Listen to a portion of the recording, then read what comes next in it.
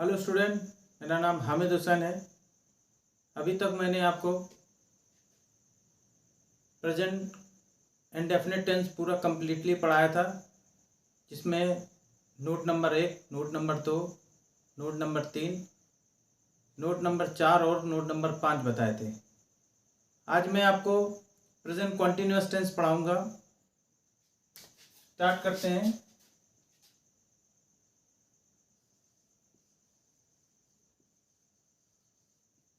Present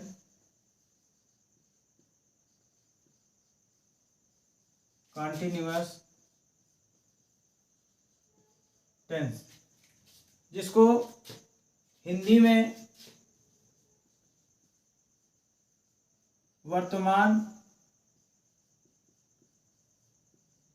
अपूर्ण काल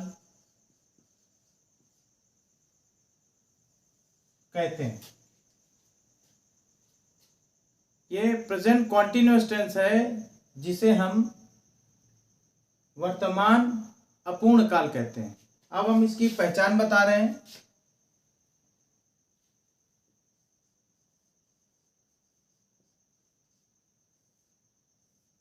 पहचान क्या है इसकी?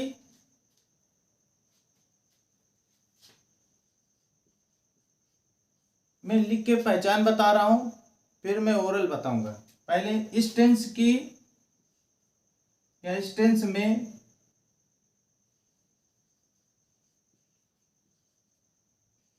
वर्तमान काल में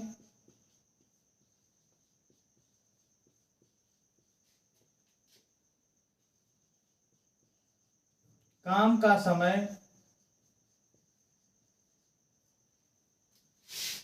अपूर्ण होता है।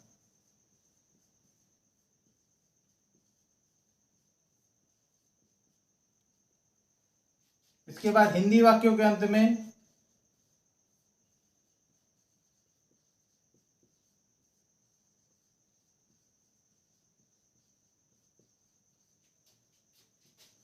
रहा है, रही है, रहे हैं आदि शब्द आते हैं।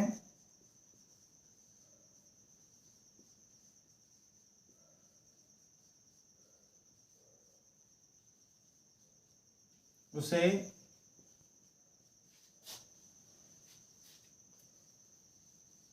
प्रेजेंट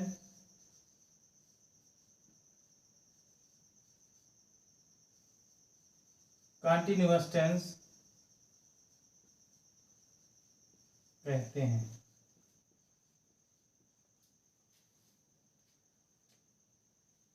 प्रेजेंट कॉन्टिन्यूअस टेंस की पहचान मैंने लिखाई है।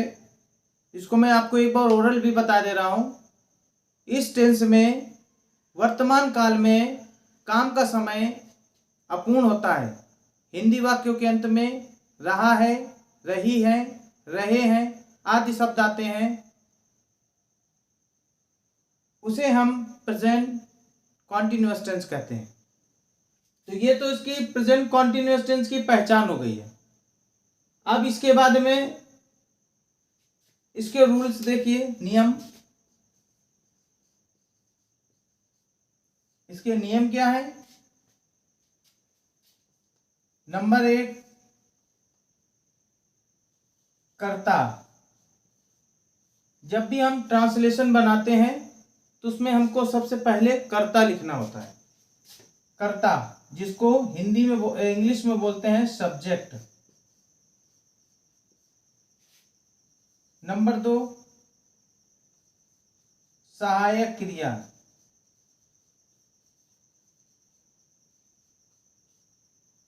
इसको इंग्लिश में बोलते हैं हेल्पिंग वर्ब। सहायक क्रिया क्या क्या होती हैं? Is, M, are. नंबर 3, मुख्य क्रिया।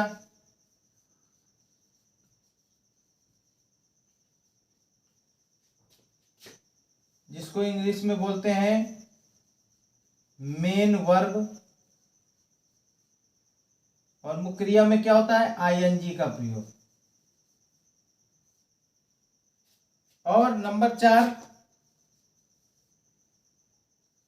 कर्म, इसको इंग्लिश में बोलते हैं ऑब्जेक्ट। और नंबर 5 कर के बाद अन्य शब्द,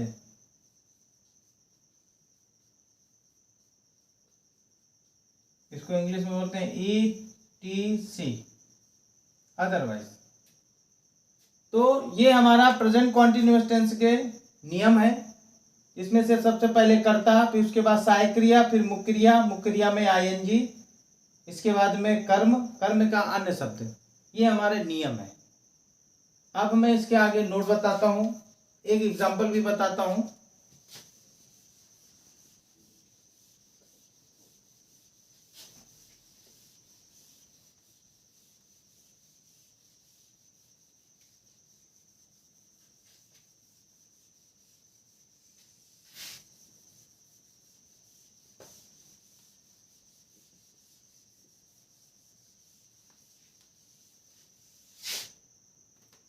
जैसे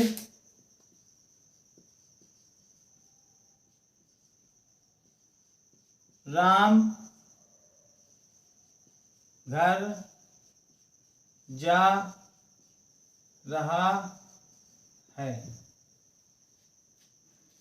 जब भी कभी हिंदी में सेंटेंस लिखा हो, हिंदी में वाक्य जब लिखा हो, तो ये किस टेंस का है इसकी पहचान हम यहां से करते हैं। रहा होगा, रही है, रहे हैं, या रहा है लिखा होगा, या रही है, या रहे हैं। ये जब लिखा होगा तो इससे ये पहचान होगी, ये हमारा वाक्य जो है वो प्रेजेंट कॉन्टिन्यूअस टेंस का है। तो अब इसको मैंने रूल्स के अकॉर्डिंग बताया।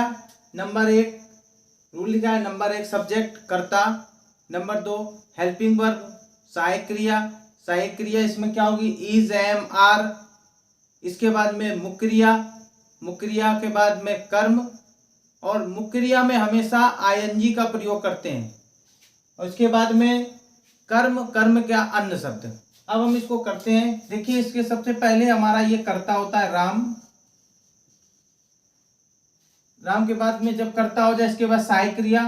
तो सहायक क्रिया हमेशा कर्ता के अनुसार लिखी जाती है। अगर कर्ता एक वचन का है तो सहायक क्रिया एक वचन की, कर्ता बहुवचन का है तो सहायक क्रिया बहुवचन की है। आई होगा तो आई के साथ एम का प्रयोग करते हैं। तो कर्ता एक वचन है, इसलिए यहाँ पर सहायक क्रिया एक वचन इज। इसके बाद में क्या कर रहा है, जा रहा है, तो जाने को इंग्लिश में गो बोलते हैं। और मुख्य क्रिया में आईएनजी, गोइंग कहाँ जा रहा है, अपने घर, टू होम। तो Ram is going to home, ये हमारा सेंटेंस बन गया। अब हम इसके रूल्स बताते हैं, किसमें कैसे क्या लगता है, सहायक क्रिया का प्रयोग किसमें होता है, और इसके नियम कैसे होते हैं वो बताते हैं। पहले इसी में नोट नंबर 1 बताते हैं।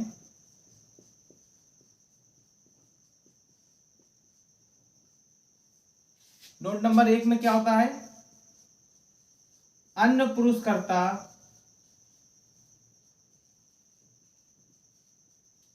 एक वचन। कौन कौन से एक वचन कर्ता होते हैं, ही, सी, इट, या किसी का नाम।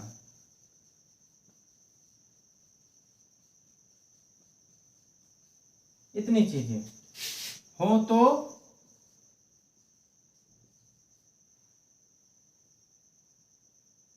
अन्य पुरस्कर्ता एक वचन ही, सी, इट या किसी का नाम हो तो सहायक क्रिया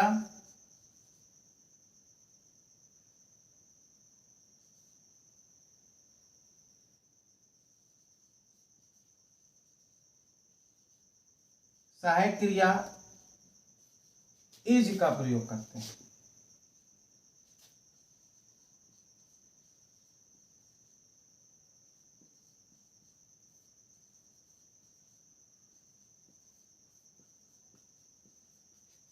मुख्य क्रिया से पहले या कर्ता के बाद और मुख्य क्रिया से पहले।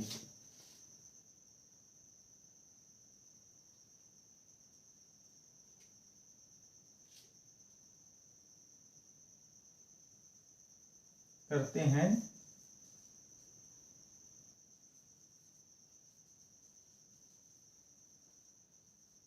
मुख्य क्रिया से पहले।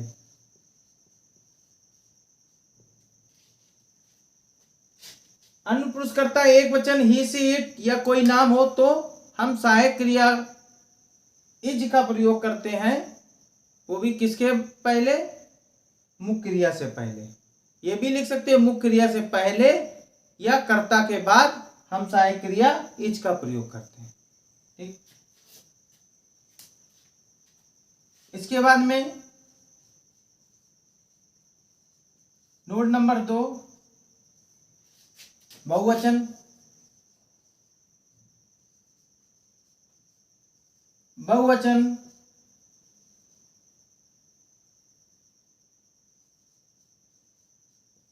वाले वाक्य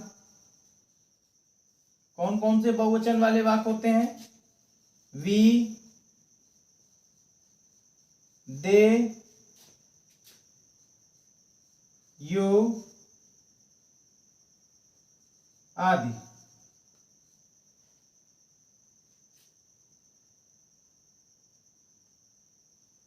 तो बहुवचन वाले वाक्य वी, दे, यू आदि और भी जो हैं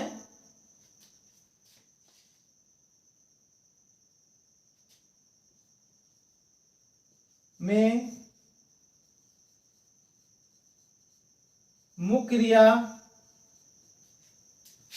से पहले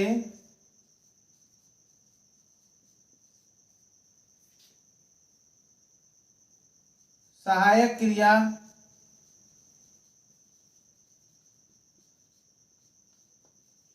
आर का प्रयोग करते हैं।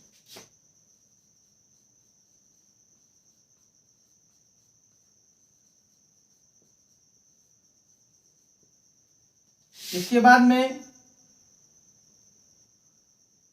नोट नंबर 3 ऊपर बताते हैं।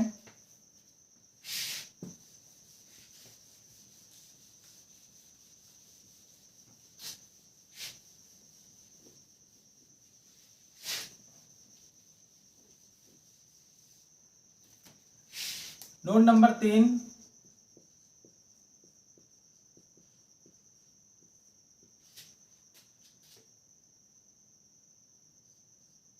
आई के साथ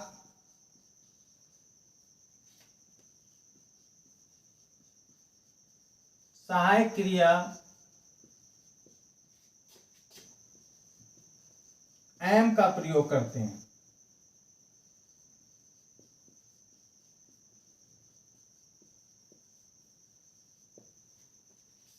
ये आप समझ लीजिएगा कि जब भी आई लिखा हो करता तो उसके साथ सहायक क्रिया एम का प्रयोग करते हैं। ये सिर्फ प्रेजेंट कॉन्टिन्यूअस टेंस में ही होता है।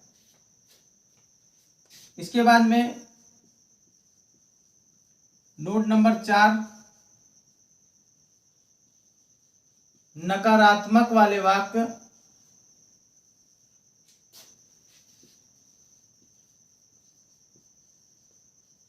वाक्यों में मुख्य क्रिया या फिर सहायक क्रिया के बाद आप दोनों चीज लिख सकते हैं, मुख्य क्रिया से पहले या सहायक क्रिया के बाद। मुख्य क्रिया से पहले और सहायक क्रिया के बाद नॉट का प्रयोग होता है।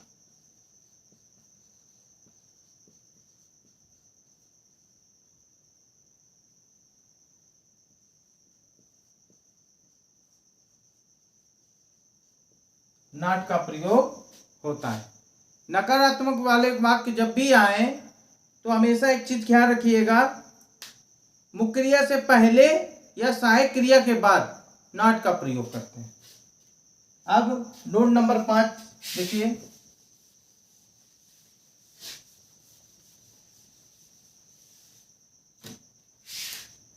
नोट नंबर 5,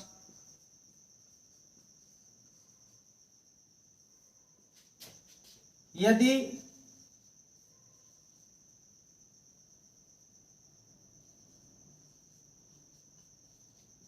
प्रश्नवाचक शब्द वाक्य के प्रारंभ में आए तो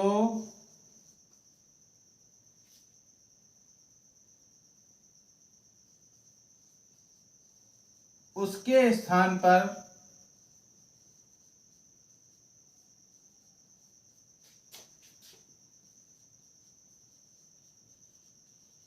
सहायक क्रिया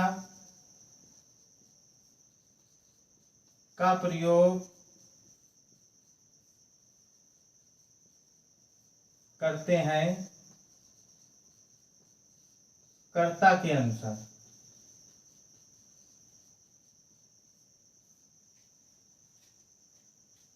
यदि प्रश्नवाचक शब्द वाक्य के प्रारंभ में आए तो उसके स्थान पर हम सहायक क्रिया का प्रयोग करते हैं कर्ता के अनुसार। कर्ता के अनुसार इसलिए लिखा क्योंकि कर्ता एक वचन का होगा, सहायक क्रिया एक वचन। कर्ता बहुवचन को होगा तो सहायक क्रिया बहुवचन की होगी। अब आइए नोट नंबर 6,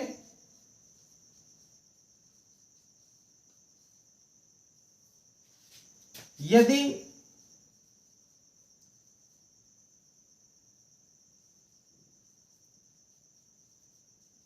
प्रश्नवाचक शब्द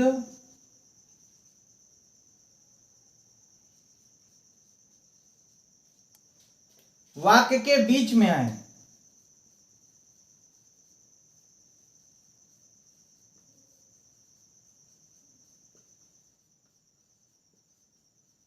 तो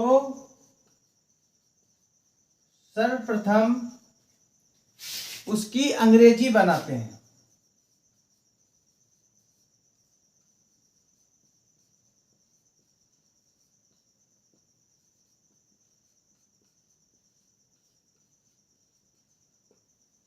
सर्वप्रथम उसकी अंग्रेजी बनाते हैं। या हम बीच में आएगा, लेकिन हम जब भी ट्रांसलेशन की शुरुआत करेंगे, जब भी टेंस को हम बनाएंगे तो हम सबसे पहले जो बीच में आया है प्रश्नवाचक शब्द उसको हम सर्वप्रथम लिखेंगे, उसको हम शुरुआत में लिखेंगे। उसकी अंग्रेजी बनाने का मतलब ये हो गया, अगर क्या आया तो क्या की जगह में हम इंग्लिश में व्हाट लिखेंगे, क्यों आया तो इंग्लिश में व्हाई लिखेंगे, उसकी अंग्रेजी बना लेंगे। तो यदि प्रश्नवाचक शब्द वाक्य के बीच में आए तो सर्वप्रथम उसकी हम अंग्रेजी बनाते हैं। ये आपके नोट नंबर 6 हो गए। इस तरह प्रेजेंट कॉन्टिन्यूअस टेंस के ट्रांसलेशन बनाने के लिए ये रूल्स बता दिए गए हैं कि किस रूल्स में क्या होता है और कैसे होता है। इसलिए ये कॉन्टिन्यूसली आपको पूरी तरह रूल्स बता दिए गए हैं। आपको सबसे पहले रूल्स आने चाहिए, क्योंकि ट्रांसलेशन हम बताने को तो प्रेजेंट इंडेफिनिट मैंने कंप्लीट करा दिया। तो प्रेजेंट इंडेफिनिट टेंस कंप्लीट कराने के बाद मैंने अभी कोई एक्सरसाइज नहीं कराई। इसलिए एक्सरसाइज नहीं कराई क्योंकि अभी आप जो रूल्स मैंने लिखाए हैं किसी को याद है, किसी को याद नहीं है। तो पहले तो आप रूल्स को याद करें कि किस में क्या होता है। जब रूल्स याद हो जाएंगे तब उसकी एक्सरसाइज शुरू करी जाएगी, जिससे कि आपको ये पता चलेगा कि किस में क्या चीज बताया गया है और किस में क्या चीज पढ़ाया गया है। इसीलिए पहले रूल्स का याद होना जरूरी है, क्योंकि जब तक रूल्स नहीं याद होंगे जब तक आप कोई भी टेंस को आसानी से नहीं बना सकते। इसीलिए सबसे पहले आपको रूल्स को याद करना पड़ेगा, समझना पड़ेगा, इसके बाद में फिर आप एक्सरसाइज कर सकते हैं। नमस्कार।